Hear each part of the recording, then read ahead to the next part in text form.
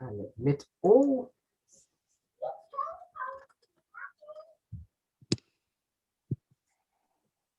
I'm just getting everyone in. Just waiting for everyone. Right, okay. Assalamu alaikum wa rahmatullahi wa barakatuh, brothers and sisters, ladies and gentlemen. Welcome to another Islamic Courses session. We're very privileged to have our distinguished guests and hosts. Today's session is on a discussion, interview on the International Islamic University, past, present, future, reflections and thoughts. It's an interview with Professor Emeritus Dato Dzulkifli Abdul Razak, who's the Rector of the Islamic University of Malaysia, and it's hosted by our dear friend and teacher, Dr. Abdullah Sahin, who's the Read in Islamic Education from the Department for Education Studies at the University of Warwick. It is being recorded, folks. Just to let you know, please kindly keep your phones or PCs or devices, whatever you're using, on mute. If you're not registered, just leave your email address on the chat. There is a Q&A session as well, where we will allow folks to write down the questions or directly ask the presenter. So without further ado, I'm going to hand it over to our host, Dr. Abdullah Sahin, and Assalamu alaikum wa rahmatullahi wa barakatuh to both Professor Dzulkifli and Abdullah Sahin. Thank you so much for coming, and over to you, Dr. Sahin. Thank you. Thank you. Wa alaikum salam wa rahmatullahi wa barakatuh. Welcome everyone to our new Saturday session on Islamic education. We are continuing our theme of exploring different aspects of Islamic education, and we're fortunate today we are going to have a discussion on Islamic higher education with a distinguished guest that we have from Malaysia, Professor Emeritus Dato Dzulkifli Abdul Razak, and he will be helping us to understand Islamic ethos, higher education in the modern world, and it is ethos, it is strategic plans. So we'll have a good 1 hour discussion on the topic. I would like to just introduce briefly myself, and as you know from last week, I am quite passionate about Islamic education becoming an interdisciplinary field of scholarly study, empirical inquiry, and professional development. And Islamic higher education is part of this interest, particularly comparative higher education research is really a passion of mine. So we are very pleased to welcome Professor Dzulkifli, who is currently the Rector of International Islamic University in Malaysia, which has a significant place really in the development of the whole sector of Islamic ethos university in the modern world. And he comes from a science background, and we have to acknowledge that first, so that we know which angle he's going to look at the whole issue. But he has an impressive, mashallah, record of achievements in leadership roles in various Islamic higher education institutions in Malaysia and beyond. He was awarded the prestigious 2017 Gilbert Medal in recognition of his long-term commitment to an integrated approach to internationalization or global higher education. And he had some contributions, really great scholarly contributions to the whole debate around the fourth industrial revolution, the leadership dilemma. And he has shared his views about the digital, biological, and physical innovations that obviously are all producing challenges to the global learning communities across different parts of the world. So this afternoon, our conversation will focus on particularly International Islamic University in Malaysia experience, its brief history, and then its strengths and challenges that it has experienced, and most crucially, what it wants to achieve for the future. So without really much longer speculation, I would like to now start the conversation by just inviting Professor Dzulkifli to give us a little bit short background of International Islamic University in Malaysia, how it came about, what was its ethos, and what it is now. Over to you, Professor Dzulkifli. Thank you very much, Brother Sahin. Bismillah ar-Rahman ar-Rahim. Assalamu alaikum wa rahmatullahi ta'ala wa barakatuh, brothers and sisters. Let me first of all thank you for having me in your show to talk about something which is close to our heart. That is the International Islamic University in Malaysia. But it is actually an international university owned by the Muslim Ummah, as it were. So happened that it is situated in Malaysia. Now, I was made the director in 2018, middle of 2018. Prior to that, I was the chairperson of the Islamic Science University in Malaysia. And prior to that, I was also the vice chancellor of Science University in Penang. It is a totally secular university. It's not an Islamic university at all. But for 11 years, I was there. We tried to reshape the university into what was then the ethos of sustainable development, education for sustainable, to be very succinct about it, where we use science actually to understand what we can do as far as the future ahead of us is concerned. So after spending 11 years there, maybe they thought Islamic University, Science University, and Science University is the same, and therefore I was asked to be the chairperson of that Science Islamic University. For me, it is a new horizon. I learn about Islam in a scientific way and understand how Islam and science could be integrated. The work Islamic science was introduced to me. Still, there's some issues on what Islamic science is all about, but that is part of the discourse that we have. Yeah.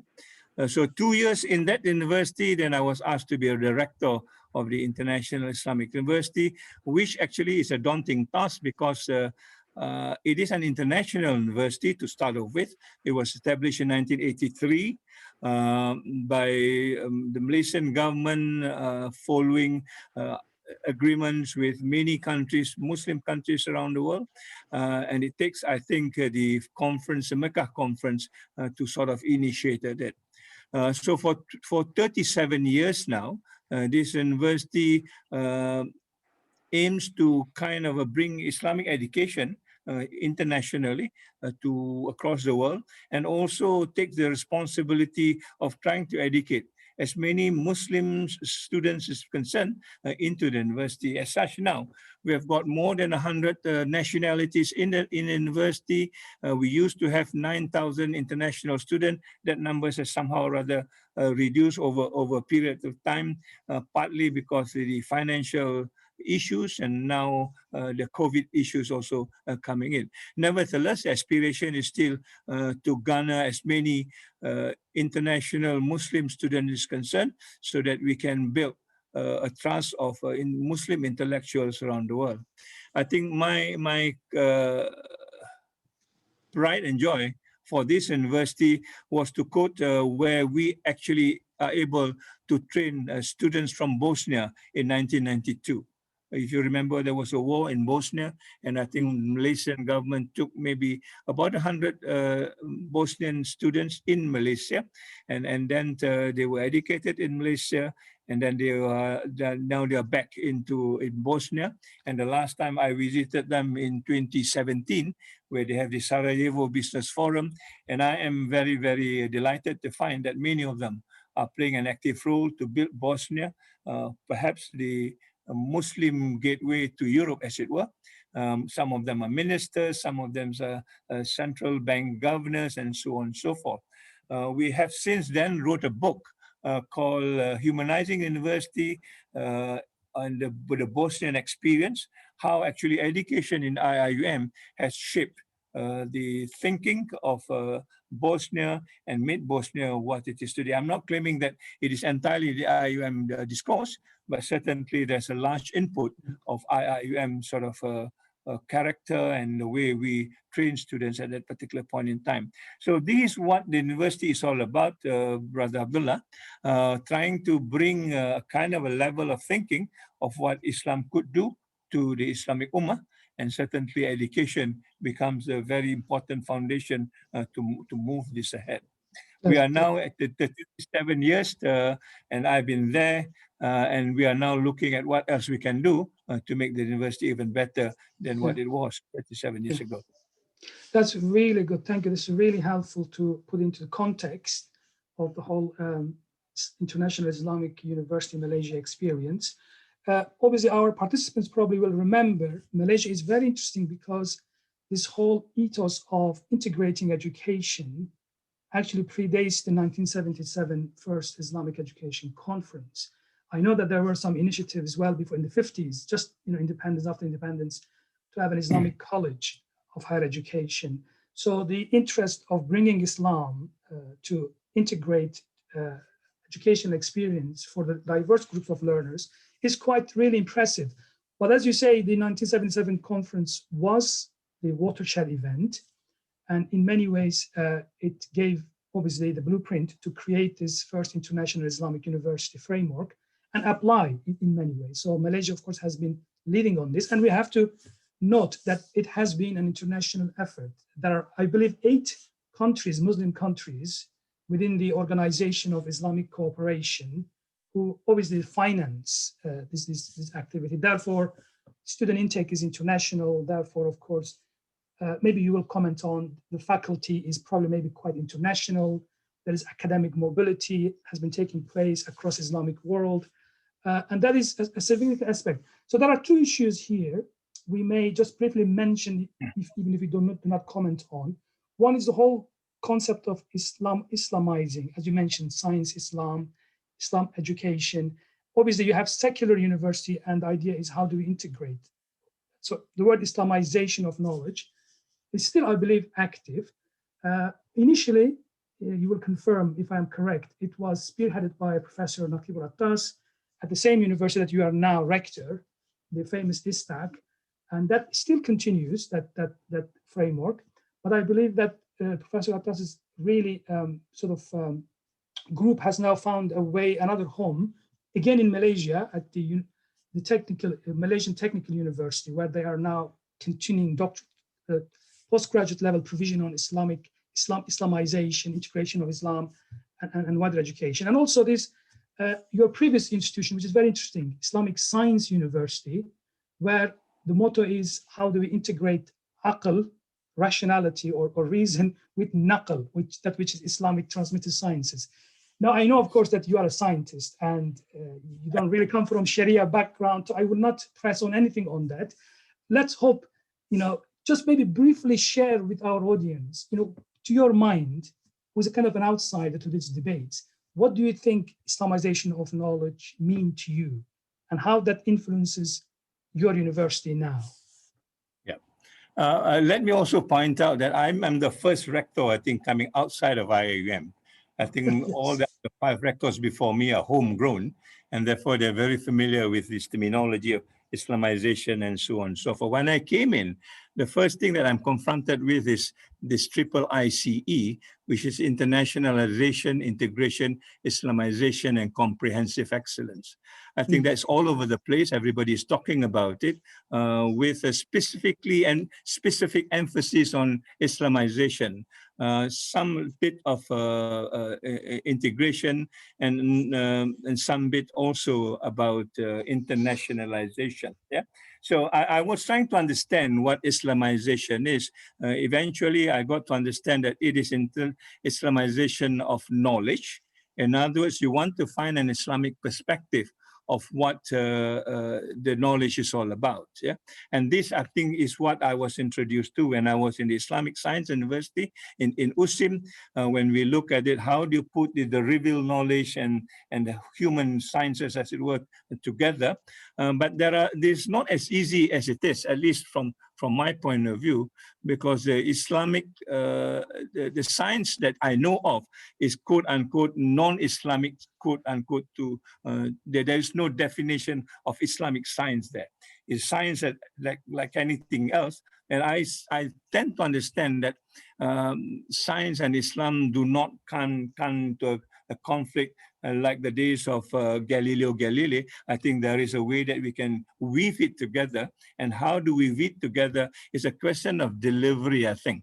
So in the former university, they were trying to find what are the relevance in Islamic quotation with the Quran or the Hadith and try to put it together. And I guess in IIUM, it is a little bit more sophisticated. We talk about Said Nakib Alatas, we talk about Faruqi, and we also talk about the third rector, Professor Kamal Hassan, with the whole idea of what Islamization is all about. Yeah. So personally, I have no problems with it. I think a question of how do we deliver, how do you make it happen, and how do you actually convince people that, Islamization of knowledge actually changes things around. Yes. I was a little bit skeptical just by adding the word Islamic, and people think that it's already Islamic, and that's the way that I'm worried about. So everything else that we do, we want to put the word Islamic in there. Islamic car, Islamic science, Islamic, as though that everything around us is non-Islamic, and we want to Islamize it. I take the other view that everything around us is Islamic. What we are concerned is those that are not Islamized, then we want to do. So our kind of consideration is not on everything, but on very certain focused stuff that we need to work on. And that's how I look at it. Fantastic. This is really, really exciting, I would say, reflection. Thank you for sharing with us. And I think it's very blessing in disguise. Sometimes to be an outsider is a really brilliant thing.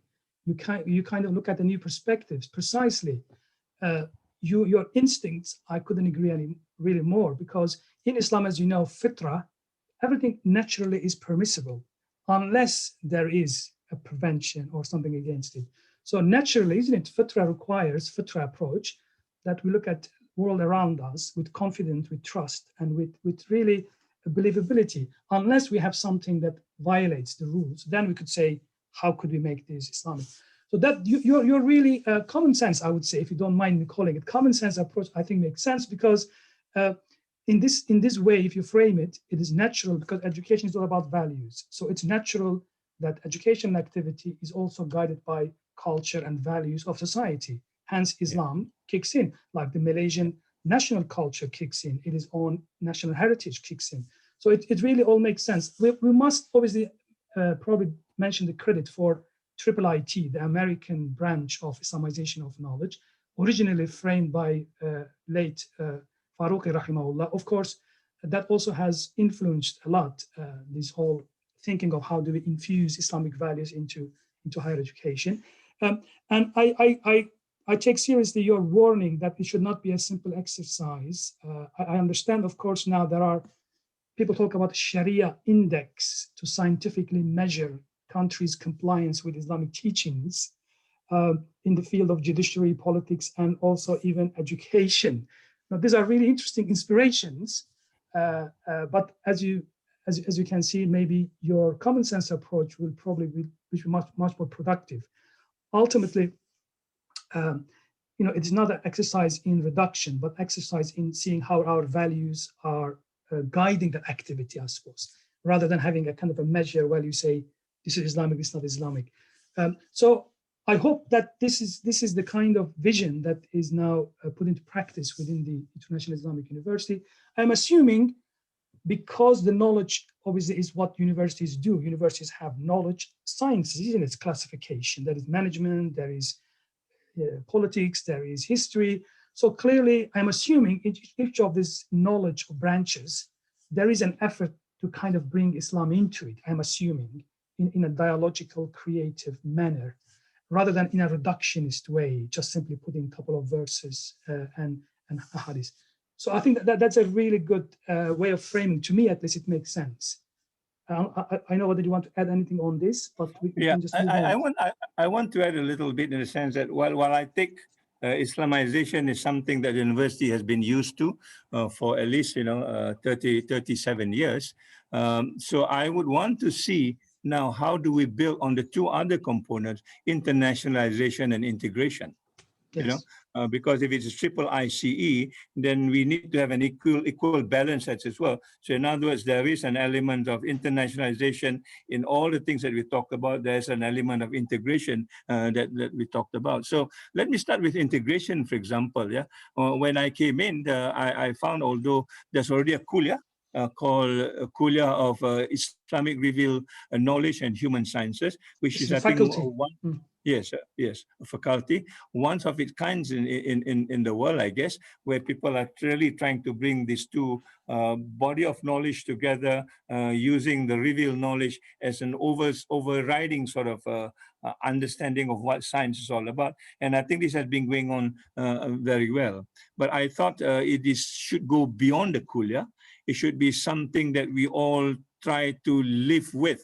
rather than a very academic thing that when we are in the kuliah, we talked about this. When we are not in the kuliah, therefore, it doesn't belong to this integration. So when I look at the structure of the university, I think there's a lot more that we can integrate as far as the structure in university. So the first thing I saw is there's a lot of silos. The different kuliah works differently, and it is not unusual in an academic setting. We tend to be very selfish in our way of working. So then I will ask them, how do you integrate this kuliah of revealed knowledge and the kuliah of engineering, for example? Yes. Yeah. Do the two kuliah needs to work? Overall, then how do you integrate the whole kuliah in the university to be almost one? Because the word integration, I think, is a powerful word. We now translate into transdisciplinary kind of a vision. So how do you get this mix among our students beyond just your kuliah? In your everyday life, how do you work with people in the sciences, for example? Yeah, I'm in the sciences. How do I work with the social scientists? How do I understand history, philosophy? People in the sciences like us who don't even understand what the philosophy of science. And therefore, how do you learn this from other people? So we try for the first 2 years to break down these walls and get people to work together beyond just their kuliah. And alhamdulillah, that seems to be working very well, if I may report, that we use what we call the flagship programs. Flagship programs, I'll go back to the kuliah and say, what are you strong in? If you're strong in something else, how can you share this with other kuliah so that they can add on to your strength? It can be bigger, be even stronger. You know, so that happens, I think, within the last 2 years, and we are able to isolate maybe 29 sort of flagship programs that people from different kuliah can join them. If you're in engineering, somebody else want to join in, you're more than welcome, because it's the same knowledge base that we're talking about. You're adding into it. So that is the other thing that we were trying to do, using the basis of the triple ICE. And from then, I think we now to begin to project this internationally. If we can do this across the board in the kuliah, then why can't you do this across the board around the world? You know, so the word international becomes a little bit more academic rather than just mobility of student, which is tend to be the case in many science MOU, and then move the student up and down, and that's about it. So those are the other two things that we took in, and to make the whole concept of Islamization, integration, and internalization to be as real as it can get within the context of the university. Yeah, that is fascinating. So I think I really like the idea, the way you framed again, the idea of integration. So integration obviously does not mean getting rid of specialism, isn't it? It's actually a collaborative effort of talking to one another. So if you have a unified vision of knowledge, humanities and science and social science should be able to talk to one another. So to my mind, this is something instinctive to Islamic sense of knowledge, because the Quran, as you know, talks about knowledge in terms of, without distinguishing religious or non-religious. Ilm in this sense is that which human beings understand and express, and this could take shape: historical, humanities, science, all kinds of activities. And the word takamul, which I hear a lot within the colleagues who are specialists in Islamization of knowledge debate, the word takamul, that which complement one another, is a good word, because it gives us the opportunity of saying that specialism in different areas of knowledge could actually interrelate one another. There's an underpinning unified, which brings me to the concept of tawheed, isn't it? Oneness of Allah subhanahu wa ta'ala. So tawheed makes sense because it means it's a unity underpinning our epistemological framing of diverse knowledge genres. So we are not really we are not advocating scientism as such, privileging science and getting rid of humanities. So the word integration, I think, takamul, in terms of collaborative way of looking at how we produce knowledge and how knowledge could be shared, hence international context. And my second point is really how that knowledge transform us, how it could help us to face, to respond to challenges. So when I see some of the Islamic universities having mottos, knowledge, obedience, I think I see these virtues, but I don't see emphasis on critical thinking, for example, could also be an Islamic virtue, and most crucially, knowledge that transforms our condition. because as you know, we are confronted with all kinds of environmental challenges, poverty, human rights issues. You know, Islamic Ummah, isn't it, is all over the place. And you would assume an Islamic international university, just as you mentioned about this Bosnian case, would have this vision that the knowledge we produce, the expertise we produce, which is collaborative, shared, but it leads into transformation of our condition, our problems. Would you like to say a little bit about that? What is your plan to make the knowledge integrated, collaborative, but also transformative? Yeah. So the other side of integration that we are talking about is to ask ourselves, what sort of impact do we bring into the community around us? I mean, our university has got very two large community, which is a rural community, and the other one, even better, is an indigenous community. You know, they are no more than about 2 kilometers away. For the last 35 years, we've been interacting. And the question I keep on asking myself, have they benefited from the university? Has the university moved forward, being internationally known and so on and so forth? Does the university follow suit, or are they left behind? You know, and we did a very critical analysis, and I think we can do better in trying to transfer the knowledge that we've got in the name of integration.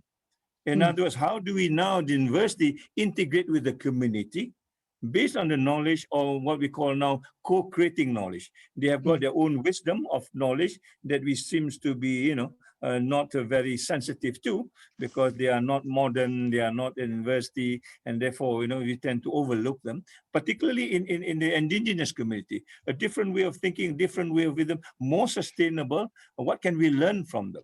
So one of the big issues when we talk about integration, Brother Abdullah, is how do we then integrate?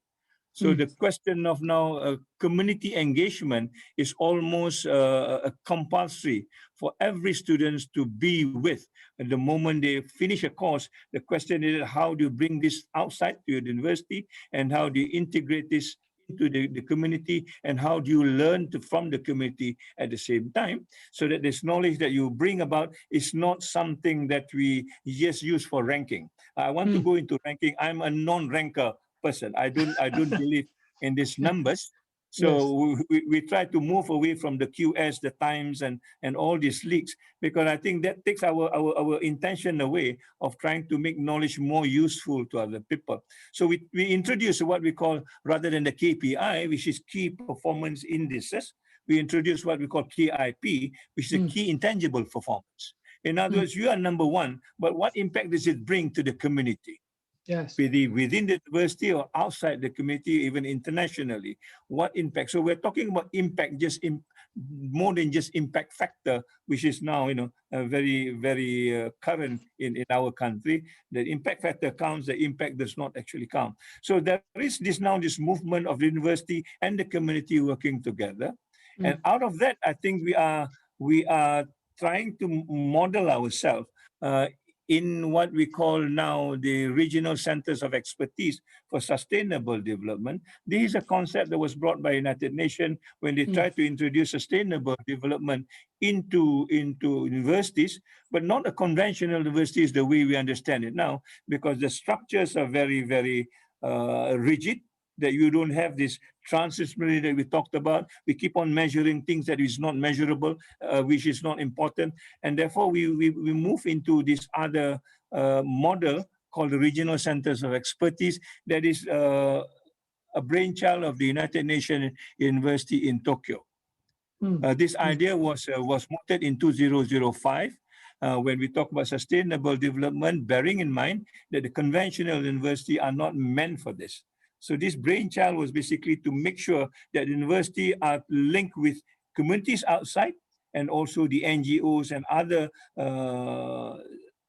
sources of information, like the museum, like the zoo, botanical garden. These are sources of knowledge that we are very oblivious to, because we are very focused on the kind of traditional university that is. So we became the regional centers of expertise. We were accorded that recognition just last April. And I think we are the first Islamic university that have that recognition, that allows us now to interpret and even understand what sustainable development is all about from the Islamic point of view. If you want to talk about Islamization, that would be another way of looking at it. Absolutely, that is really fascinating. So clearly, the regional responsibility of the university in enabling communities to participate and benefit from that knowledge, that is brilliant. And of course, I'm glad that you mentioned this kind of hangover of the neoliberal Western university of ranking and the management resources, this kind of preoccupation to look at university as if it's a corporate enterprise. I think it is detrimental. Sadly, we have to acknowledge that has been very devastating. We need a humane university that actually serves the communities, regardless of where it is based. The responsibility, of course, accountability is crucial. Definitely, this is part of effective management. But ultimately, the civic duty of university is the key to be able to serve the communities, and you be able to report back saying that actually communities have been transformed by this knowledge and they are improving their condition, whatever. That's a much more indigenized, much more humane way of looking at international development, sustainable development goals, rather than coming from a center, simply assuming everybody is the same. If you allow regions to interpret and come up with their own responses within their own region, probably it will make much more sense, definitely. And this is the way probably forward. Now that brings me a bit of maybe an awkward question sometimes, because as you know, university is higher education. We also, sometimes when the non-Muslims look at the Islamic sector, they're always worried that there is no academic freedom, there is disproportionate place for women leadership. Could you just tell us about what do you think about, in your experience, academic freedom, allowing people to be creative, and also enabling female leadership within the university, for example, different faculties to be led by the female leaders. Would you like to just share some reflections on these 2 points?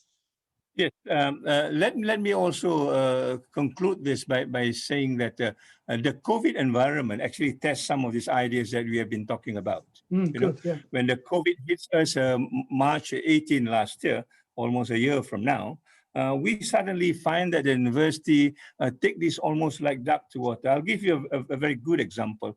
About 300 of our students work together to sew the PPE.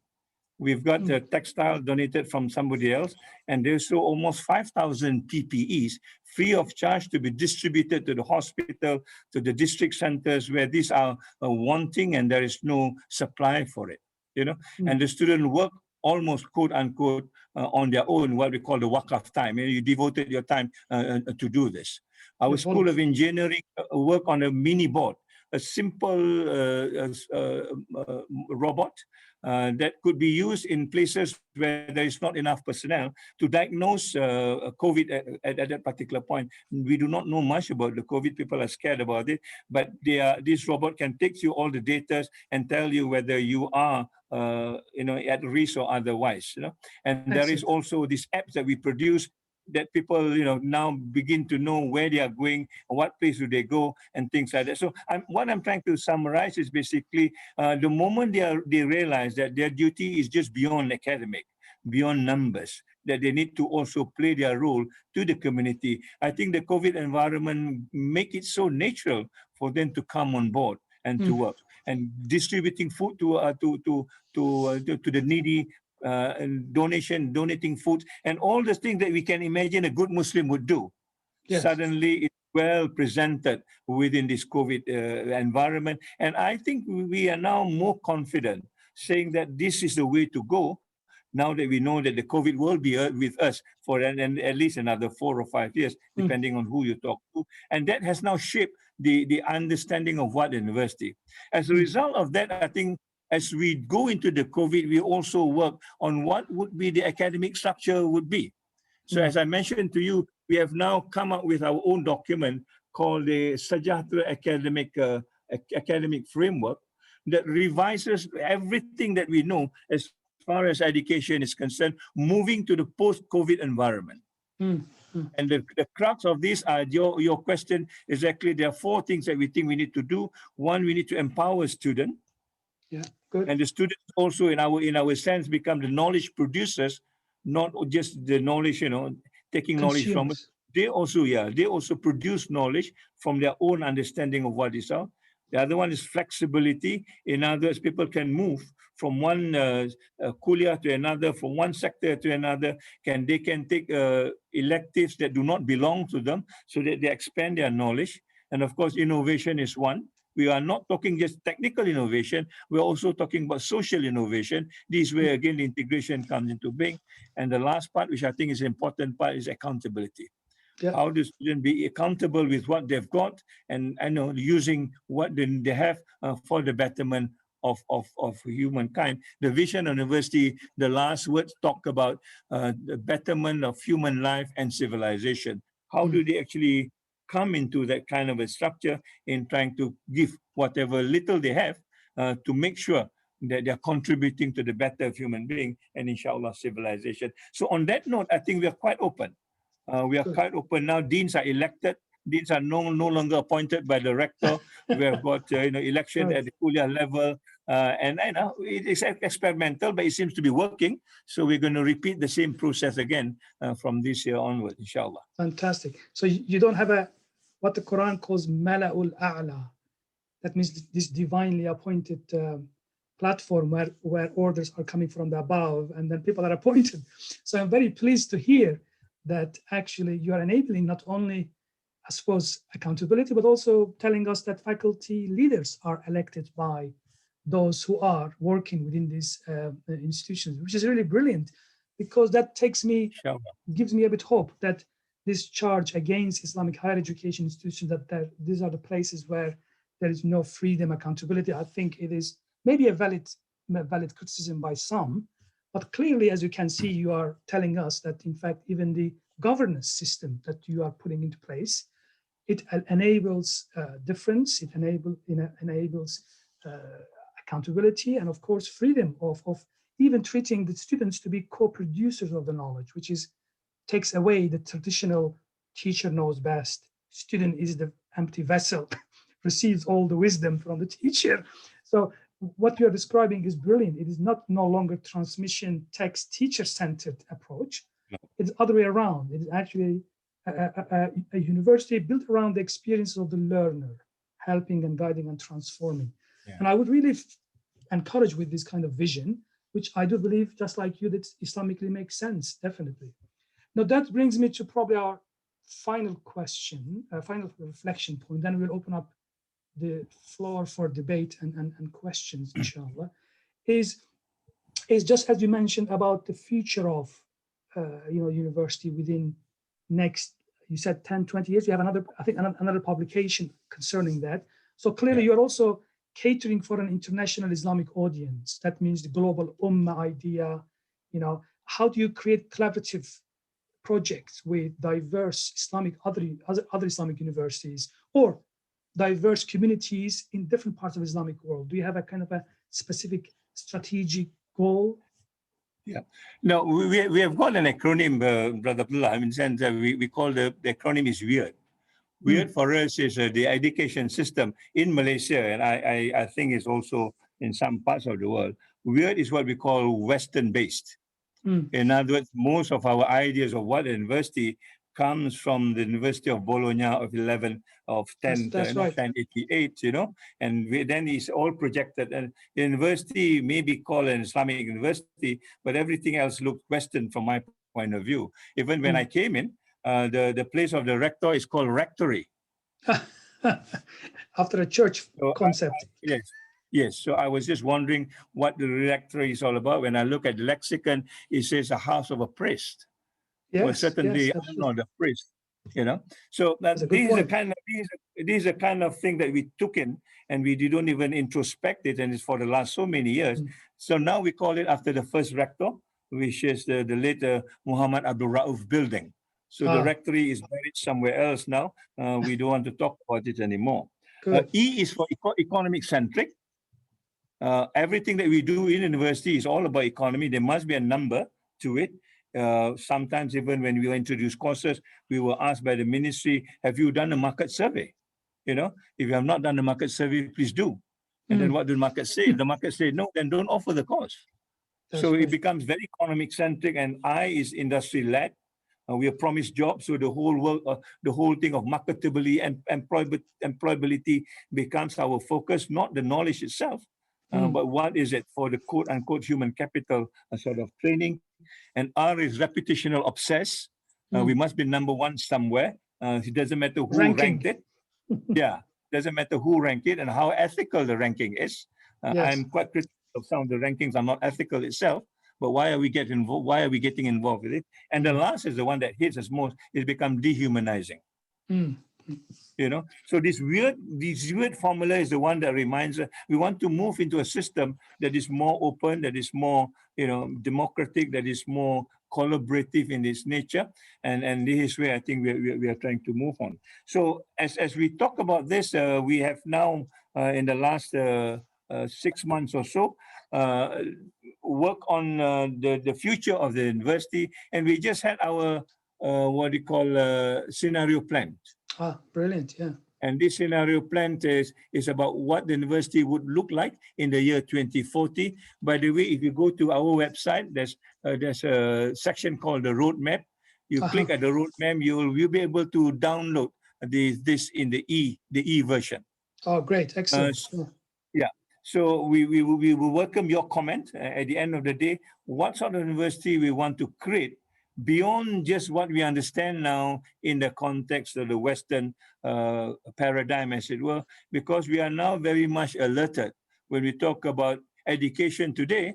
The West do not have also the kind of solution that we're looking at when we talk about COVID environment. Sure. In fact, one of the worst is probably in the West. Yeah. You know, people are still talking about Black Lives Matters, whereas in IUM, we are talking about all life matters, not just the human life, also the animal life matters. So there is this contradiction that we need to reconcile, and therefore this plan of ours takes that into consideration, what we call, I'm not good in Arabic, the Rahmatan lil Alamin. You know, we are not talking about fragmentation of community or a country or region. I think we try to aspire as much as possible this concept of Rahmatan lil Alamin, mercy to all. And that, I think, is the focus of the university moving forward, inshallah. So, yeah, you can look at the report and please comment on it. We are more than happy to listen to you. Yes, thank you. That's really, really wonderful, helpful. And thank you for the invitation. Of course, all of our audience participants are welcome to check that link and offer some reflections on what we have heard. And of course, the vision of the university to be University of the Mercy of all worlds. This is a really good choice to actually symbolize what is hoped to be achieved next 20 years by the International Islamic University in Malaysia. Thank you for this excellent overview, and thank you for sharing your reflections with us. So I would like to now open the debate to the floor. And if we've got loads of questions.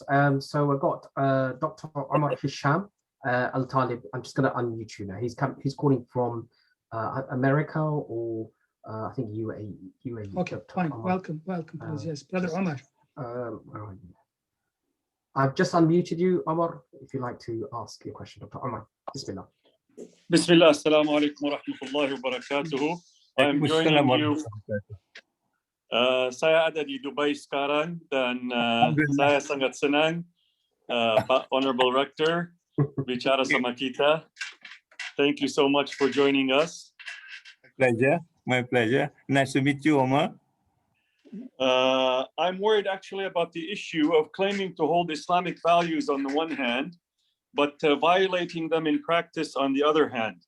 Yes. I know very well that IIUM, mashallah, has been in the leadership role for being both Islamic and international, but at the same time, it is getting rid of its international faculty and reducing their benefits. So if you can tell us why this is going on, may Allah bless you. Thank you. Well, it is a very complicated issue, Brother Omar. As I've mentioned to you, our number of international students are declining. Yeah, from what it used to be 9,000, now I think hitting just 5,000. And largely, I think, is a question of what I would say and financial accountability. In other words, we are not able, and then the number of diaspora, the number of students that is, needing education, given what's happening in Syria, Yemen, Libya, these migration issues are basically the issue that confound this number of international students. Nevertheless, I think we are now working with different organizations to make sure priority are given to international students, because it doesn't make sense to me to call yourself international student and your number of internationals is only 10% of your population, right? So we must hit at least 30%. And I'm struggling to get, if some of you can help me with the finances, certainly we will be more than happy to welcome you. And I'm saying this quite seriously, because unless and until there is a flow of, just to give you, just yesterday, I've got an email from an Egyptian student. He's not able to register because he cannot pay the fees, right? Yeah. And the fees is not that much. But what we do for him is that we extend the period of paying fees for another 1 month, so that he can gather and find other sources that can pay his fees. So it is a practical issue, as the budget comes from the government are also reducing. And if I were just to be very frank with you, other governments do not give much as far as finances is concerned. Yeah. It is almost 90% a Malaysian endeavor, despite being international in that sense. So we hope this awareness can be brought across so that we can work together. And the university is quite willing to make whatever amends that is, so that the numbers of internationals is high as well. Excellent. I hope I answer your question. Thank you. Thank you. Great. Was good. There's another person. Else? Yep, we got Dr. Ahmed from Cambridge. I'm just going to unmute you now. Brother Ahmed. Hello. Assalamu alaikum. It's just very interesting to hear all the developments and what's happening at IIUM. One question I had, I was really fascinated when you mentioned intangibility, and intangibility in terms of knowledge, but also in terms of how we relate and respond to that knowledge. And I was just wondering what your thoughts are on the idea of the, trying to bring something to counteract the dehumanization process. So the idea of a humanization, a rehumanization of the academy, and what the relationship might be between intangibility and the rehumanization of the academy, because I think that is really a core debate that has to happen across the world as we move forward. And obviously, as Muslims, we have a huge amount to contribute in that. So I'm just wondering what work has happened at IIUM in relation to bringing these two kind of concepts together. Thank you very much. It's a good question. It's also a tough question, but it's time for us to engage it. Yeah. Otherwise, we will all be caught in the ranking games, and there's no way for us to run away and say that our university is different because we are still playing the ranking game. Now, what we did was basically to bring in the whole idea of Maqasid al-Sharia. Yeah, as we talk about sustainable development, which also talks about impact rather than just impact factor, and the RCE that I talked to you about will judge us on what impact do we bring to the community, to the society, to the family, and to the individual, rather than just, in terms of numbers as we understand it. Now, we put Maqasid there with the 5 elements. In other words, whatever research that you do or whatever work that you do, the question we're going to ask you is basically, how does this promote human life? How does this promote intellectual sort of prowess? How does this bring to bear this whole generation, the progeny or whatever you want to call it, yeah? In terms of wealth, we talk about not just the wealth, the way we understand it, the wealth, the way that Allah subhanahu wa ta'ala give us. How do you deal with your water, the energy, the whatever environmental benefits that we've got? So there is an accountability that you need to answer to the university as to what impact you bring. So a medical person may say, I want to save life. all right, then he needs now to demonstrate how does he save life. An accountant say, I want to create wealth. Then he needs to tell the university how does he create wealth. And then we will ask further questions, you know. If you now are able to protect life, how does this life then protect the future generation? And the question of COVID becomes a very practical answer. Yes, you have now got this vaccine. Now we are asking, how does this vaccine ensure that the future generations are also protected at the same time? And these is where the debates comes in.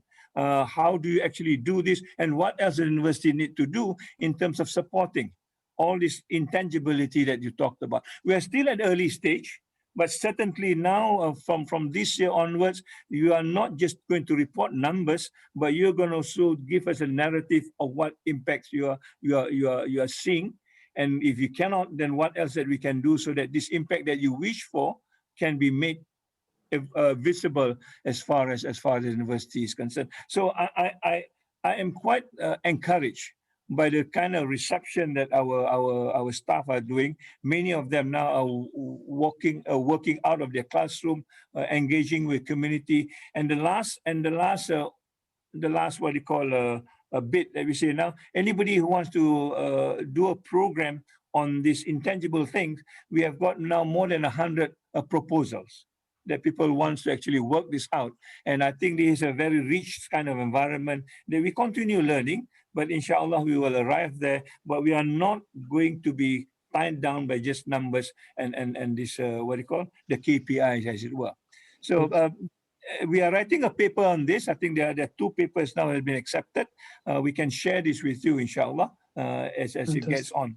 I would very much appreciate that. Dr. Farah, you're at Cambridge University at the Education Department, so maybe you should communicate with the rector directly, and maybe we can get some things going. Inshallah, I will do. Thank you. Dr. Sahin, I've just sent you a question on the group. Maybe you want to ask that and elaborate. We've still got a few more hands. So that's right. We've got another 6 minutes to go. We've got a good, interesting question from Brother. We can extend it by 10 minutes if that's Abdul Qasim Malik Badri. He's wondering, what would you say would be the hardest aspect of implementing the Islamization of knowledge concept when it comes to teaching and learning? Are there any teacher training programs to ensure quality teaching that is in line with Islamization of knowledge philosophy? Yeah, Professor Dzulkifli, this is obviously a little bit maybe unfair to put you on the spot because, as you said, you are an outsider. But how would you react to this question? What was the difficult part to implement Islamization of knowledge, and anything to add on about your faculty to do with training teachers? Well, we have, I think since I came, there is what we call the Center of Islamization. I think there are a number of academics there who actually monitor and ensure that this understanding of Islamization within what we understand in the university. And I think they've been doing a good job in reminding us what Islamization is all about. But on top of that, we are adding on these issues that I talked to you about. How do you now teach our students and our staff to also engage the community at the same time? Which is, to me, is part of Islamization. And what are the things that we need to be aware of? I mean, most of us are taught how to work with the industry, what are the norms and the corporate culture that we need to be aware of. When you go into an indigenous community, we hardly know anything about it. So they are also sensitized over their values and their cultures and how they will interact with them, and also respect their culture at the same time. Mind you, I think vision number 6 of our university talks about intercultural dialogue and understanding. I think that needs to be enhanced a lot more, because we've got more than 100 countries within our university. And sometimes we take them for granted because they're Muslims. We think they work the same way, but there are different values, there are different emphasis that needs to be understated in this particular case. So those are the things. And the last thing, back to Sister Farah's question, we are now setting up a center that talk about assessment.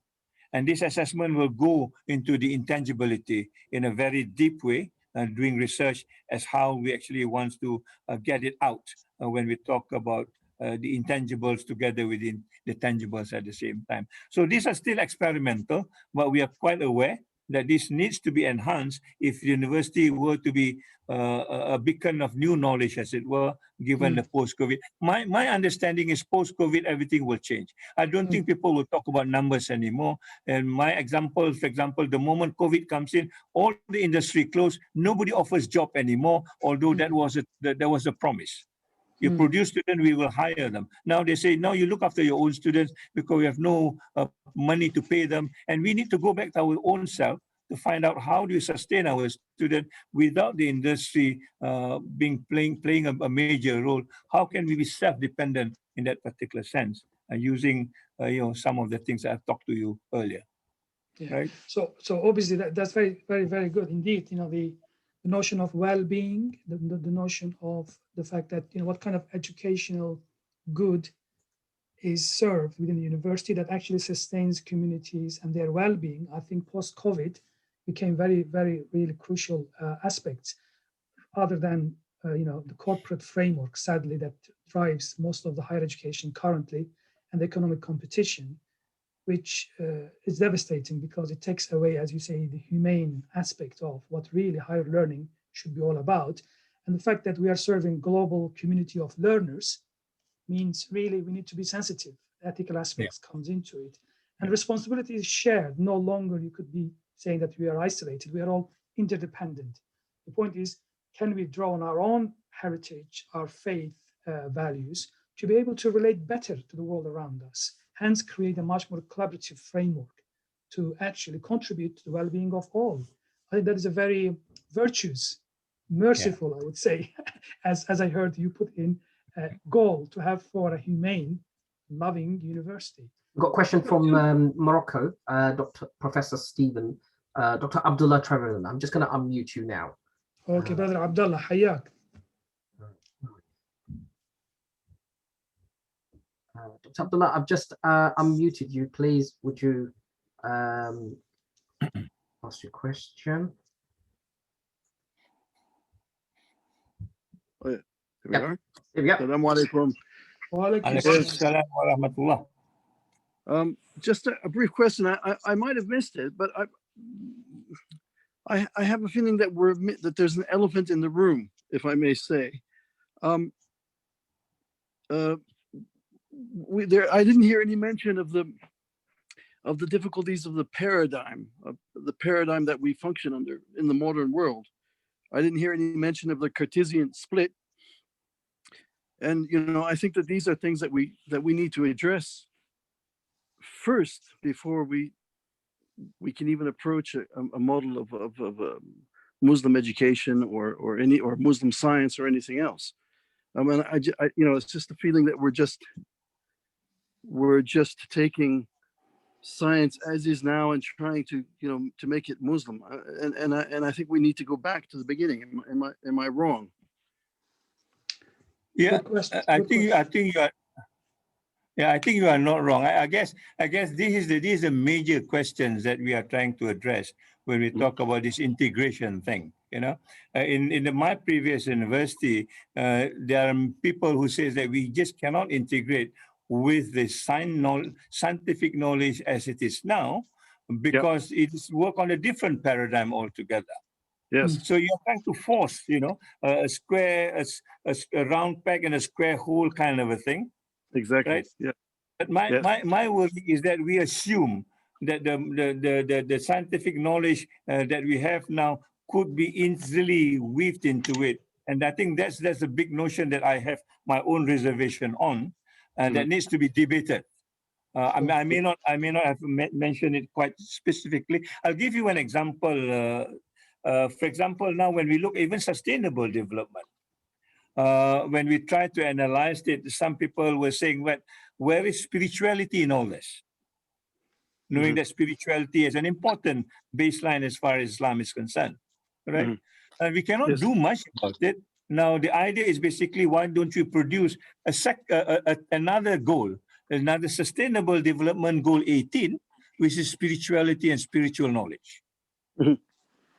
So unless we get that on board, then the rest becomes, as you say, very artificial and very secular in its nature, until we bring what elements that needs to be brought in. That perhaps is the elephant in the room that we are trying to address at the moment in time. So hopefully we are successful in this, because I also want to mention, as we move and push this paradigm away from what we used, we also have got resistance from the authorities, because they say this is not the university. University will have to what the Magna Carta was saying. It has to be this. You are not meeting that goals, therefore you are not a university. I think Magna Carta Universitatem talk about point number 4, that the university must be the trustee of the European humanist tradition. If you run away from them, then you may not be a university, and the authorities are worried that we are not. I told them university is just a name. Yes. Yes. Good. Yes. Thank you. Thank you We've very got a much. question from Wazir Baksh in Pakistan. Dr. Wazir. Dr. Brother Wazir, Hayak. Brother Wazir from Guyana, South America. Huh? Go South America. So- Sorry about that. Guyana. Yeah. Welcome, Bismillah. Brother Wazir from South America. Yes.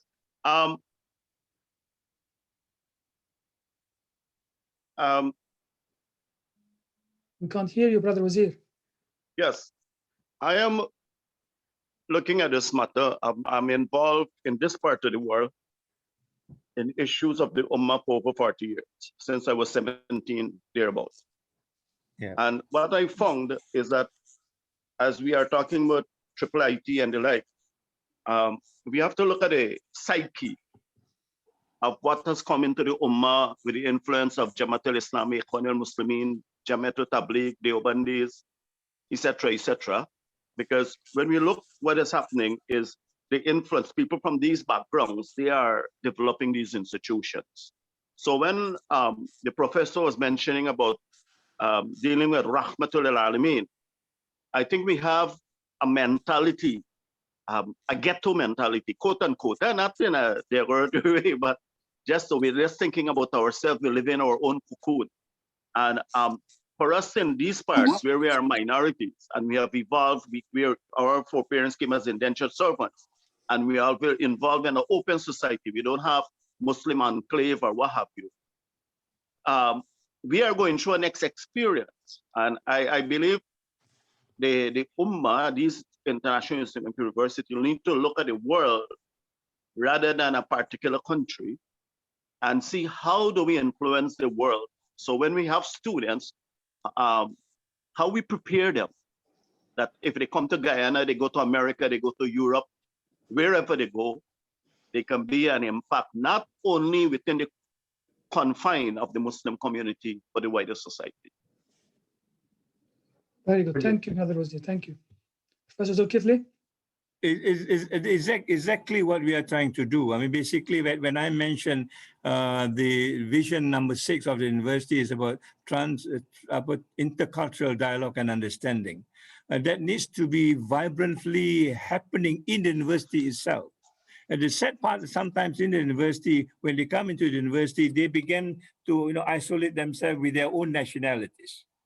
They are not quote unquote the Rahmatan lil Alamin type. And sometimes they are even more worried when we bring in the non-Muslims. So I think these are mindset that I really recognize that we need to open up. And this is why we are talking about not just an international university, we are talking about a global university. Because I do understand the moment it's about the global university, we are talking about the well-being of the global society as such. Whereas international, I can work with you or international. Between two nationalities, you work together, we become quote unquote international. When we talk about global, how do you then sympathize with the question that's happening to Yemen, for example? We are so far from Yemen, but we do sympathize. What is happening now in Myanmar? How do we sympathize with that issues? As a Muslim, how do you actually relate to those kind of issues? So we have got a better understanding. And this is where I thought sustainable development becomes a very good tool for us, because it talks about, borderless sort of concern, not any specific community as such. And this is, I think, the mindset that we hope to do when we talk about the scenario plan, that the university is opened and open to all of you, including yourself here. I'm very, very much happy if you can help me in trying to shape some of this thinking moving forward in the 21st century and beyond. Clearly, I think the Islamic University at one time is the dominant structure that led to another civilization in the West. And therefore, we need to understand where we're coming from and bring that back so that we become truly universal in that particular context. Maybe a long shot, but I think we need to try somehow. Excellent. Thank you. We've got Dr. Mushtaq Ahmed. Mushtaq, I've just unmuted you. Yalla. Oh, thank you, Mizan. Thank you, Mizan. Thanks for the program. It's really nice. I'm really enjoying. My question to the Honourable Rector of the Islamic University is, of course, I mean, there are aspects of life, of society that is very difficult to measure, and I'm glad to hear that there are ideas and kind of standards being put in place to make an impact in those areas. However, regardless of the culture we are from, whether in a South Asian Muslim culture or Southeast Asian or European and American, or a different educational setting, there has to be standards in terms of measuring the standards and quality of the output of the academics. I'm talking about scholarly output. And, I'm sure Dr. Sahin is very, very familiar, and I'm sure you would be also familiar in the UK. I'm not comparing, but I'm just citing as an example. In the UK, we have research excellence and framework. So essentially, that's what determines the quality and standing of the institution and of the, more importantly, contribution of the academics. So I was just wondering, how do you measure or set the standards for measuring the quality of the scholarly contribution of the academics in the Islamic University in Malaysia? And also, perhaps also equally importantly, how do you measure the impact? I mean, for example, I like this idea you talk about Rahmatullah Alamin. It's really nice, and it really touches on the previous speaker, who was just Brother Wazir from South America. Touches, regardless of your faith. Our faith has something to contribute, and we, as the standard bearers of the faith, we have something to contribute. A good example, I don't want to mention the university, but you know how a particular university have responded to COVID-19. I would have loved to see a Muslim university or Islamic university, even better, responding to COVID on that universal kind of level, which reflects the idea of Rahmatullah Alameen. So I would like you to touch on this, please.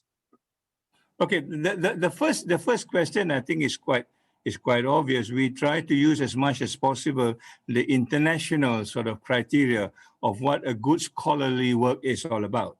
Yeah, the only difference is that, being in the third world, we are always playing a catch-up game. And the catch-up game is it's not an easy game. It is an expensive game because we need to sort of invest in some other facilities and good academics. I mean, what makes a good university in the West is quite. I would sometimes trying to summarize, to be a good vice chancellor or rector is just like running a football club. You get the best striker, you pay the good money, and they will score the goals for you, and there you are. For us, we have a lot of problems in trying to get a good scorer. In my last university, which is a Waqaf university, the people that came to the university, they don't wish to be paid, or at least not as much as they were paid in their last job, because they just want to contribute. And if you have that kind of environment, I think this catch-up game will be a lot easier for us. But otherwise, we are running into difficulty in trying to match up with whatever we call the world-class university. Incidentally, when people ask me, are you a world-class university? My question to him is, which world are you talking about? because my world and your world is not the same, and therefore your world class and my world class may not be the same either. But what I'm trying to say now, while we also attend to that, we want to see how much of this is now being also invested in the community around us, because at the end of the day, these are the population that will come into our university. If the students if the children in that community are not well looked after, then the feeder into the university will be even worse. So we need to invest time to make sure that they are also being, being treated well, so that they become the next generation that makes our university better in that particular sense. Yeah. How we actually measure it is back to I do ask questions sometimes. How do the Prophet measure the Sahaba, for example? That's a question that we need to ask. How come the Prophet said this person is a good person, he will go to heaven? Does he use any index? Is there a metrics? Does he write what narration, whatever the way we do it? Or is that and the very instinctive way of understanding what a good person is all about? And I think this is where we are trying to understand. When we look at a person, what is it that we are looking for? And now people are talking about, what you call social currency, rather than just academic currency. Whether this person is trustworthy, whether this person is a reliable person, whether a kind of a behavioral things that we begin to see now. As I read some of this literature on COVID, and they're beginning to say that women leaders are better than men leaders as far as COVID is concerned because of the value they hold. They talk about saving life, they talk about compassion, they talk about caring. They don't just talk about livelihood or economy, sacrificing lives as such. So I think these are the issues that we need to get into to understand what is the intangibility that we are looking for, not just strict numbers. I quote Einstein, which says, some of the things that we count are not counted. And what the things that we need to count, we cannot even count. So how do you make this a reality in trying to balance between the scholarly work and also the humanitarian work that needs to go together? We scholars can be very selfish, We got a nice index and that's it. And that's all that we think about, whereas the people around us are not gaining from the knowledge that we've got. I guess, I don't know whether I'm answering you, but it's a whole complex question that we need to look into if you want to move forward in a different way. We've come to the time now, so you'll have to round, Dr. Shine, if you like. Yes, thank you very much, Mizan. I know we've got a lot of questions coming through and comments. We're well over time now, Yeah, we're very pleased with Professor Dzulkifli's time. We genuinely appreciate that you've shared with us your experience, honestly, transparently, and thank you for all of those who've contributed to the discussion this afternoon. We obviously wish really, inshallah, Allah subhanahu wa ta'ala grants you success at the International Islamic University. All Ummah, all world of humanity, inshallah, is going to benefit from what you are hoping to achieve for the next 20 years. We look forward to your experience. And we hope, obviously, that we continue this conversation about Islamic higher education, Islamic public university in the modern world. We might even be lucky to look at maybe next, inshallah, Indonesia, which is obviously our largest Islamic nation globally. It will be interesting to hear from perspective experiences from your neighbor as well, to see how they've been grappling with the Islamic university experience. So with this, thanks and gratitude to Professor Dzulkifli for sharing with us. And please look at the website, look at that report that he has shared, three publications. And obviously you're always welcome to provide feedback directly to the university. I'm sure Professor Dzulkifli will appreciate your comments and appreciations. So, آخر دعوانا أن الحمد لله رب العالمين. Thank you very much for everyone. And thank you, Mizan, for hosting this wonderful afternoon seminar. Thank you so much, Dr. Sahin. And again, thank you, Professor, as well, for coming to the session as well. Appreciate it. If anybody would like a copy of it, just if you're already registered, you'll get a link. If you're not registered on our mailing list, just leave it on the chat. Other than that, take care, everyone. Wassalamu alaikum. Wa rahmatullahi wa barakatuh.